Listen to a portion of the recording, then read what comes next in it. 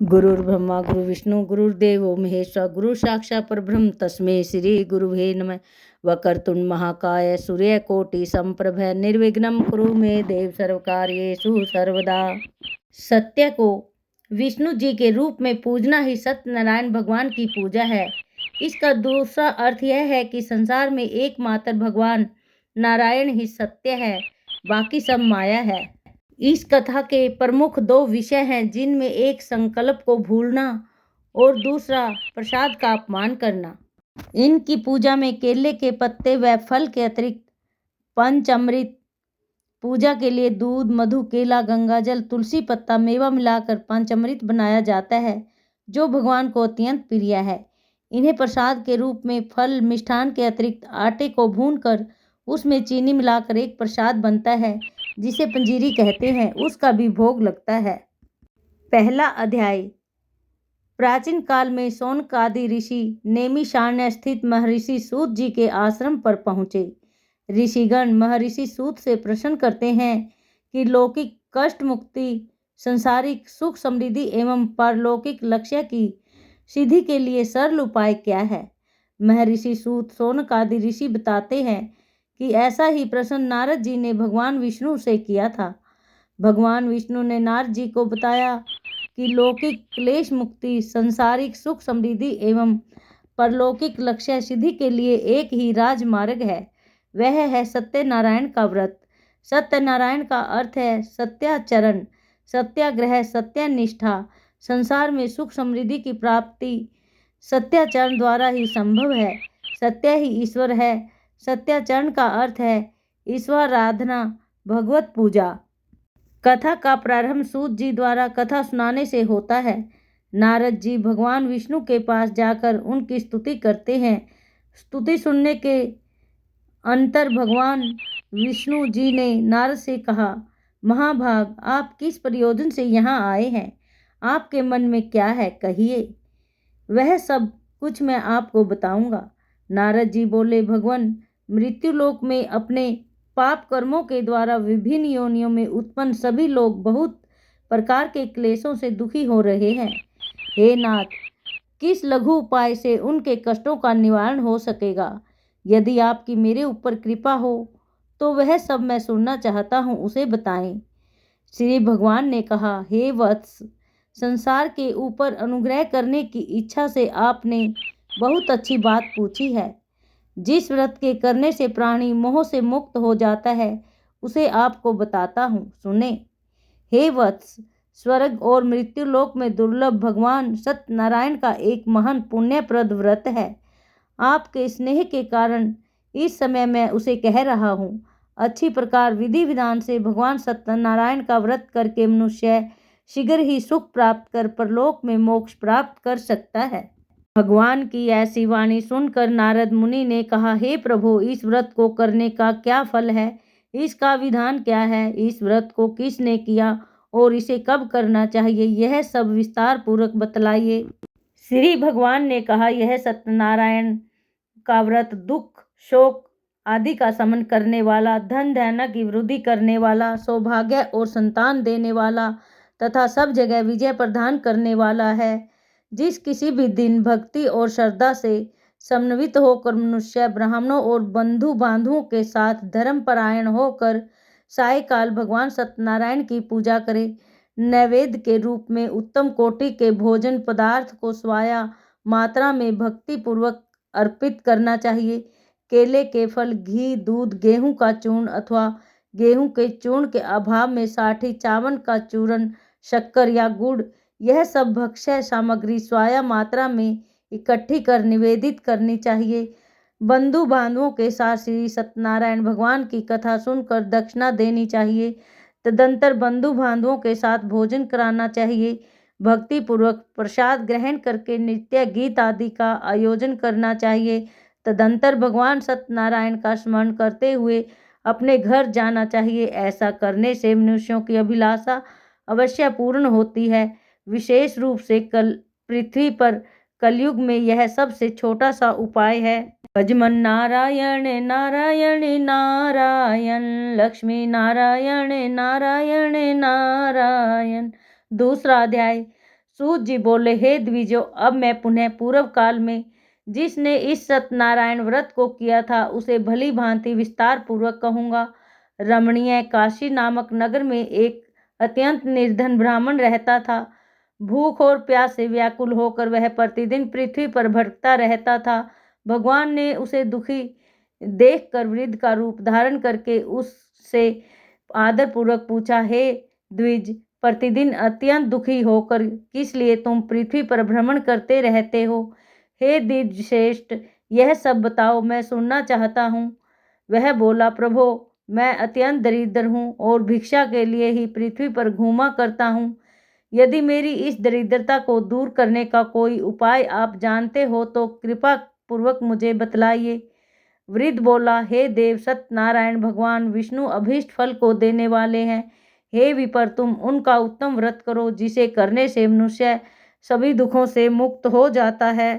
व्रत के विधान को भी यत्न पूर्वक कहकर वृद्ध रूपधारी भगवान विष्णु वहीं अंतर्ध्यान हो गए। वृद्ध ने जैसा कहा है उस व्रत को अच्छी प्रकार से वैसे ही करूंगा, यह सोचते हुए उसको रात में नींद भी नहीं आई। अगले दिन प्रातःकाल सुबह उठकर सत्यनारायण व्रत करूंगा ऐसा संकल्प करके वह भिक्षा के लिए चल पड़ा। उस दिन भिक्षा में उसे बहुत सा धन प्राप्त हुआ। उसी धन से उसने बंधु बांधवों के साथ भगवान सत्यनारायण का व्रत किया। इस व्रत के प्रभाव से वह श्रेष्ठ सभी दुखों से मुक्त होकर समस्त संपत्तियों से संपन्न हो गया। उस दिन से लेकर प्रत्येक महीने उसने यह व्रत किया। इस प्रकार भगवान सत्यनारायण के इस व्रत को करके वह श्रेष्ठ सभी पापों से मुक्त हो गया और उसने दुर्लभ मोक्ष पद को प्राप्त किया। आगे जो पृथ्वी पर श्री सत्यनारायण भगवान का व्रत करेगा वह मनुष्य सब दुखों से छूट जाएगा। इस तरह नारद जी से नारायण जी का कहा हुआ यह व्रत मैंने तुमसे कहा। हे विप्रो, अब मैं और क्या कहूँ? ऋषि बोले, हे मुनिवर, संसार में उस विपर से सुनकर और किस किस ने इस व्रत को किया, हम वह सब सुनना चाहते हैं। इसके लिए हमारे मन में बड़ी श्रद्धा है। सूत जी बोले, हे मुनियों, जिस जिसने इस व्रत को किया है वह सब सुनो। एक समय एक विपर धन और ऐश्वर्य के अनुसार बंधु बांधवों के साथ व्रत करने को तैयार हुआ। उसी समय एक लकड़ी बेचने वाला बूढ़ा आदमी आया और बाहर लकड़ियों को रखकर विपर के मकान में गया। प्यास से दुखी लकड़हारा उनको व्रत करते देख विपर को नमस्कार कर कहने लगा कि आप यह क्या कर रहे हैं और इसके करने का क्या फल मिलता है, कृपा मुझसे कहो। ब्राह्मण ने कहा, सब मनोकामनाओं को पूरा करने वाला यह श्री सत्यनारायण भगवान का व्रत है। इसकी ही कृपा से मेरे यहाँ धन धान्य आदि की वृद्धि हुई है। विपर से इस व्रत के बारे में जानकर लकड़हारा बहुत प्रसन्न हुआ। चरणामृत ले और प्रसाद खाने के बाद अपने घर को गया। लकड़हारे ने अपने मन में इस प्रकार का संकल्प किया कि आज ग्राम से लकड़ी बेचने से जो धन मिलेगा उसी से मैं श्री सत्यनारायण भगवान का उत्तम व्रत करूंगा। यह मन में विचार कर वह बूढ़ा आदमी लकड़ियां अपने सिर पर रख कर जिस नगर में धनवान लोग रह रहे थे वह ऐसे सुंदर नगर में गया। उस रोज वहां पर उसे उन लकड़ियों का दाम पहले दिनों से चौगुना मिला। तब वह बूढ़ा लकड़हारा दाम ले और अति प्रसन्न होकर पके केले की फली, शक्कर, घी, दूध, दही और गेहूं का चूर्ण इत्यादि श्री सत्यनारायण भगवान के व्रत की कुल सामग्रियों को लेकर अपने घर गया। फिर उसने अपने भाइयों को बुलवाकर विधि के साथ भगवान जी का पूजन और व्रत किया। उस व्रत के प्रभाव से वह बूढ़ा लकड़हारा धन पुत्र आदि से युक्त हुआ और संसार में समस्त सुख भोग कर बैकुंठ धाम को चला गया। श्री नारायण नारायण नारायण, भजमन नारायण नारायण नारायण, लक्ष्मी नारायण नारायण नारायण। बोल सत्यनारायण भगवान की जय। तृतीय अध्याय। सूत जी बोले, हे श्रेष्ठ मुनियों, अब आगे की कथा कहता हूँ। पहले समय में उल्कामुख नाम का एक बुद्धिमान राजा था। वह सत्यवक्ता और जितेंद्रिय था। प्रतिदिन देवस्थानों पर जाता तथा गरीबों को धन देकर उनके कष्ट दूर करता था। उसकी पत्नी कमल के समान मुख वाली और सती साध्वी थी। भद्रशिला नदी के तट पर उन दोनों ने श्री सत्यनारायण भगवान का व्रत किया। उस समय वहां एक साधु वैश्य आया। उसके पास व्यापार के लिए बहुत सा धन था और राजा को व्रत करते हुए देखकर विनय के साथ पूछने लगा, हे राजन, भक्ति युक्त चित्त से आप यह क्या कर रहे हैं? मेरी सुनने की इच्छा है, सो आप यह मुझे बताइए। राजा बोला, हे साधु, अपने बंधु बांधवों के साथ पुत्र आदि की प्राप्ति के लिए एक महाशक्तिमान श्री सत्यनारायण भगवान का व्रत व पूजन किया जा रहा है। राजा के वचन सुनकर साधु आदर से बोला, हे राजन, मुझसे इसका सब विधान कहो, मैं भी आपके कथनानुसार इस व्रत को करूँगा। मेरे भी कोई संतान नहीं है और इससे निश्चय ही होगी। राजा से सब विधान सुन व्यापार से निवृत्त हो वह आनंद के साथ घर गया। साधु ने अपनी स्त्री से संतान देने वाले उस व्रत का वर्णन सुनाया और कहा कि जब मेरे संतान होगी तब मैं इस व्रत को करूँगा। साधु ने ऐसे वचन अपनी स्त्री लीलावती से कहे। एक दिन उसकी स्त्री लीलावती पति के साथ आनंदित हो सांसारिक धर्म में प्रवृत्त होकर श्री सत्यनारायण भगवान की कृपा से गर्भवती हो गई तथा 10वें महीने में उसके एक सुंदर कन्या का जन्म हुआ। वह कन्या दिनों दिन इस तरह से बढ़ने लगी जैसे शुक्ल पक्ष का चंद्रमा बढ़ता है। कन्या का नाम कलावती रखा गया। तब लीलावती ने मीठे शब्दों में अपने पति से कहा कि जो आपने संकल्प किया था भगवान का व्रत करूंगा, अब आप उसे करिए। साधु बोला, हे प्रिय, इसके विवाह पर करूंगा। इस प्रकार अपनी पत्नी को आश्वासन दे वह नगर को गया। कलावती पितृगृह में वृद्धि को प्राप्त हो गई। साधु ने जब नगर में सखियों के साथ अपनी पुत्री को देखा तो तुरंत ही दूत को बुलाकर कहा कि पुत्री के लिए कोई सुयोग्य वर देख कर लाओ। साधु की आज्ञा पाकर दूत कंचन नगर पहुंचा और वहां पर खोज और देखभाल कर लड़की के लिए सुयोग्य वणिक पुत्र को ले आया। उस सुयोग्य लड़के को देखकर साधु अपने बंधु बांधवों सहित प्रसन्नचित्त अपने पुत्री का विवाह उसके साथ करने को तैयार हो गया, किंतु दुर्भाग्य से विवाह के समय भी उस व्रत को करना भूल गया। तब श्री भगवान क्रोधित हो गए और शाप दिया कि तुम्हें दारुण दुख प्राप्त होगा। अपने कार्य में कुशल साधु बनिया जमाता सहित समुंदर के समीप स्थित होकर रतनपुर नगर में गया और वहां दोनों ससुर जमाई चंद्रकेतु राजा के उस नगर में व्यापार करने लगे। एक बार भगवान श्री सत्यनारायण की माया से प्रेरित कोई चोर राजा का धन चुरा कर भागा जा रहा था, किंतु राजा के दूतों को आता देखकर चोर ने घबराकर भागते हुए राजा के धन को वहीं चुपचाप रख दिया जहां पर वे ससुर जमाई ठहरे हुए थे। जब दूतों ने उस साधु वैश्य के पास राजा के धन को रखा देखा तो दोनों को बांध कर ले गए और प्रसन्नता से दौड़ते हुए राजा के समीप जाकर बोले, हम ये दो जो चोर पकड़ कर लाए हैं, देख कर आज्ञा दें। तब राजा की आज्ञा से उनको कठिन कारावास में डाल दिया और उनका धन छीन लिया। श्री सत्यनारायण भगवान के श्राप द्वारा उनकी पत्नी भी घर पर बहुत दुखी हुई और घर पर जो धन रखा था उसे चोर चुरा कर ले गए। शारीरिक व मानसिक पीड़ा तथा भूख प्यास से अति दुखी हो अन्न की चिंता में कलावती एक ब्राह्मण के घर गई। वहां उसने श्री सत्यनारायण भगवान का व्रत होते देखा। फिर कथा सुनी तथा प्रसाद ग्रहण कर रात को घर आई। माता ने कलावती से कहा, हे पुत्री, अब तक कहाँ रही? वह तेरे मन में क्या है? कलावती बोली, हे माता, मैंने एक ब्राह्मण के घर में श्री सत्यनारायण भगवान का व्रत देखा है। कन्या के वचन सुनकर लीलावती भगवान के पूजन की तैयारी करने लगी। लीलावती ने परिवार और बंधुओं सहित श्री सत्यनारायण भगवान का पूजन किया और वर मांगा कि मेरे पति और दामाद शीघ्र आ जावें। साथ ही प्रार्थना करी कि हम सबका अपराध क्षमा करो। श्री सत्यनारायण भगवान इस व्रत से संतुष्ट हो गए और राजा चंद्रकेतु को स्वप्न में दर्शन देकर कहा, हे राजन, दोनों वैश्यों को प्रातः ही छोड़ दो और उनका समस्त धन जो तुमने ग्रहण किया है वह दे दो, नहीं तो मैं तेरा धन, राजा पुत्र आदि नष्ट कर दूंगा।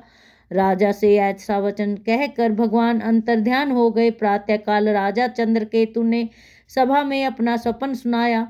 फिर दोनों वणिक पुत्रों को कैद से मुक्त कर सभा में बुलाया।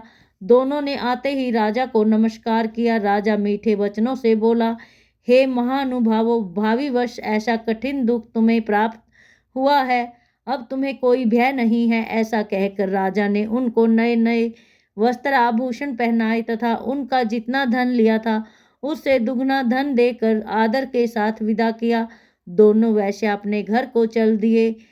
श्रीमन नारायण नारायण हरि हरि, श्रीमन नारायण नारायण हरि हरि, भजमन नारायण नारायण हरि हरि। वो सत्यनारायण स्वामी भगवान की जय। चौथा अध्याय। सूत जी बोले, वैश्य ने मंगलाचार करके यात्रा आरंभ की और अपने नगर को चल दिए। उनके थोड़ी देर निकलने पर ही दंडी भेषधारी श्री सत्यनारायण ने उनसे पूछा, हे साधु, तेरी नाव में क्या भरा है? उसने अभिमान वश कहा, हे दंडी, आप क्यों पूछते हो? क्या धन लेने की इच्छा है? मेरी नाव में तो बेल और पत्ते भरे हैं। वैश्य का कठोर वचन सुनकर श्री भगवान ने कहा, तुम्हारा वचन सत्य हो।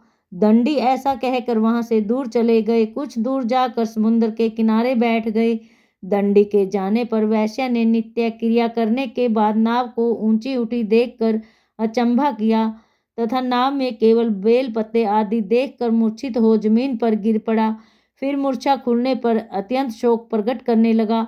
तब उसका दामाद बोला, आप शोक न करें, यह दंडी का शाप है, अतः उसकी शरण में चलना चाहिए, तभी हमारी मनोकामना पूरी होगी। दामाद के ऐसे वचन सुनकर वह दंडी के पास पहुंचा और अत्यंत भक्ति भाव से नमस्कार करके बोला, मैंने आपसे जो असत्य वचन कहे थे उनको क्षमा करो। ऐसा कहकर महान शोकातुर होकर रोने लगा। तब दंडी भगवान बोले, हे वणिक पुत्र, मेरी आज्ञा से तुझे बार बार दुख प्राप्त हुआ है, तू मेरी पूजा से विमुख हुआ है। साधु बोला, हे भगवान, आपकी माया से ब्रह्मा आदि देवता भी आपके रूप को नहीं जानते, तब मैं अज्ञानी कैसे जान सकता हूँ? आप प्रसन्न होइए, मैं सामर्थ्य के अनुसार आपकी पूजा करूँगा। मेरी रक्षा करो और पहले के समान नौका में धन भर दो। उसके भक्ति युक्त वचन सुनकर भगवान प्रसन्न हो उसकी इच्छा अनुसार वन देकर अंतर्ध्यान हो गए। तब उन्होंने नाव में आकर देखा कि नाव धन से परिपूर्ण है। फिर वह श्री सत्यनारायण भगवान का पूजन कर साथियों सहित अपने नगर को चला। जब अपने नगर के निकट पहुंचा तब दूत को घर भेजा। दूत ने साधु के घर जा उसकी स्त्री को नमस्कार कर कहा कि साधु अपने दामाद सहित इस नगर के समीप आ गए हैं। ऐसा वचन सुनकर साधु की स्त्री ने बड़े हर्ष के साथ श्री सत्यनारायण भगवान का पूजन कर पुत्री से कहा, मैं अभी अपने पति के दर्शन को जाती हूँ, तू कार्य पूर्ण कर शीघ्र आ। माता के ऐसे वचन सुनकर कलावती प्रसाद छोड़कर जल्दी में पति के पास गई। प्रसाद की अवज्ञा के कारण श्री सत्यनारायण भगवान ने रुष्ट हो उसके पति को नाव सहित पानी में डुबो दिया। कलावती अपने पति को न देखकर रोती हुई जमीन पर गिर गई। इस तरह नौका को डूबा हुआ तथा कन्या को रोता हुआ देख साधु दुखी होकर बोला, हे प्रभु, मुझसे या मेरे परिवार से कोई भी भूल हुई हो तो उसे आप क्षमा करो। उसके दीन वचन सुनकर श्री सत्यनारायण भगवान प्रसन्न हो गए और आकाशवाणी हुई, हे साधु, तेरी कन्या मेरे प्रसाद को छोड़कर आई है, इसलिए उसका पति अदृश्य हुआ है। यदि वह घर जाकर प्रसाद खाकर लौटे तो इसे पति अवश्य मिलेगा। ऐसी आकाशवाणी सुनकर कलावती ने घर पहुंचकर प्रसाद खाया, फिर आकर पति के दर्शन किए। तत्पश्चात साधु ने बंधु बांधवों सहित श्री सत्यनारायण भगवान का विधि पूर्वक पूजन किया। इस लोक का सुख भोगकर अंत में स्वर्ग को गया। इति सत्यनारायण कथा चतुर्थ अध्याय संपूर्ण। श्रीमन नारायण नारायण नारायण, भजमन नारायण नारायण नारायण, भजमन नारायण नारायण नारायण। श्री सत्यनारायण भगवान की जय। पांचवा अध्याय। सूत जी बोले, हे ऋषियों, मैं और भी कथा कहता हूँ, सुनो। प्रजापालन में लीन तुंगध्वज नाम का एक राजा था। उसने भी भगवान का प्रसाद त्याग कर बहुत दुख पाया। एक समय वन में जाकर वन्य पशुओं को मारकर बड़ के पेड़ के नीचे आया। वहां उसने ग्वालों को भक्ति भाव से बंधुओं सहित श्री सत्यनारायण का पूजन करते देखा। राजा देखकर भी अभिमानवश वहां नहीं गया और न ही नमस्कार किया। जब ग्वालों ने श्री भगवान का प्रसाद उसके सामने रखा तो वह प्रसाद त्याग कर अपनी नगरी को चला गया। वहां उसने अपना सब कुछ नष्ट पाया तो वह जान गया कि यह सब भगवान ने किया है। तब वह विश्वास कर ग्वालों के समीप गया और विधि पूर्वक पूजन कर प्रसाद खाया तो श्री सत्यनारायण भगवान की कृपा से सब कुछ पहले जैसा ही हो गया। फिर दीर्घ काल तक सुख भोग कर मरने पर स्वर्गलोक को गया। जो मनुष्य परम दुर्लभ व्रत को करेगा भगवान की कृपा से उसे धन धान्य की प्राप्ति होगी। निर्धन धनी और बंधी बंधन से मुक्त होकर निर्भय हो जाता है। संतानहीनों को संतान प्राप्त होती है तथा सब मनोरथ पूर्ण होकर अंत में बैकुंठ धाम को जाता है। जिन्होंने पहले इस व्रत को किया है अब उसके दूसरे जन्म की कथा कहता हूँ। वृद्ध शांतानंद ब्राह्मण ने सुदामा का जन्म लेकर मोक्ष को पाया। उनका मुख नाम का राजा दशरथ होकर बैकुंठ को प्राप्त हुआ। साधु नाम के वैश्य ने मोर ध्वज बनकर अपने पुत्र को आरे से चीरकर मोक्ष को प्राप्त किया। महाराजा तुंग ध्वज ने स्वयंभू होकर भगवान में भक्ति युक्त होकर कर्म कर मोक्ष प्राप्त किया। इति श्री सत्यनारायण व्रत कथा का 5वां अध्याय संपूर्ण। श्रीमन नारायण नारायण नारायण भजमन नारायण नारायण नारायण लक्ष्मी नारायण नारायण नारायण। बोले श्री सत्यनारायण भगवान की जय। आरती। ओम जय लक्ष्मी रमणा स्वामी जय लक्ष्मी रमणा सत्यनारायण स्वामी जनपातक हरणा। ओम जय लक्ष्मी रमणा रतन जड़ित सिंहासन अद्भुत छवि राजे स्वामी अद्भुत छवि राजे नारद करत निरंतर घंटा ध्वनि भाजे। ओम जय लक्ष्मी रमणा प्रगट बहे कलि कारण द्विज को दर्श दियो स्वामी द्विज को दर्श दियो। बूढ़ा ब्राह्मण बन कर कंचन महल कियो। ओम जय लक्ष्मी रमणा दुर्बल भील कराली इन पर कृपा करी स्वामी इन पर कृपा करे।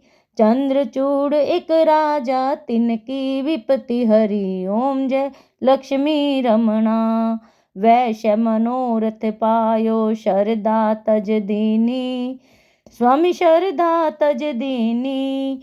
सो फल भोग्यो प्रभु जी फिर स्तुति कीनी। ओम जय लक्ष्मी रमणा भाव भक्ति के कारण छिन छिन रूप धरो स्वामी छिन छिन रूप धरो। शरधा धारण कीनी तिनके काज सरो। ओम जय लक्ष्मी रमणा ग्वाल बाल संग राजा वन में भक्ति करी स्वामी वन में भक्ति करी। मनवांछित फल दीना दीन दयाल हरि।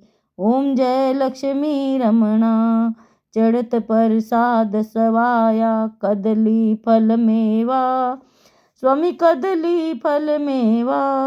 धूप दीप तुलसी से राजी सत्य देवा। ओम जय लक्ष्मी रमणा श्री सत्यनारायण स्वामी की आरती जो कोई जन गावे स्वामी प्रेम सहित गावे। कहत शिवानंद स्वामी कहत हरिहर स्वामी मनवांछित फल पावे। ओम जय लक्ष्मी रमणा जय लक्ष्मी रमणा स्वामी जय लक्ष्मी रमणा। सत्यनारायण स्वामी जनपातक हरणा। ओम जय लक्ष्मी रमणा। बोल सत्यनारायण स्वामी भगवान की जय। हरि ओम।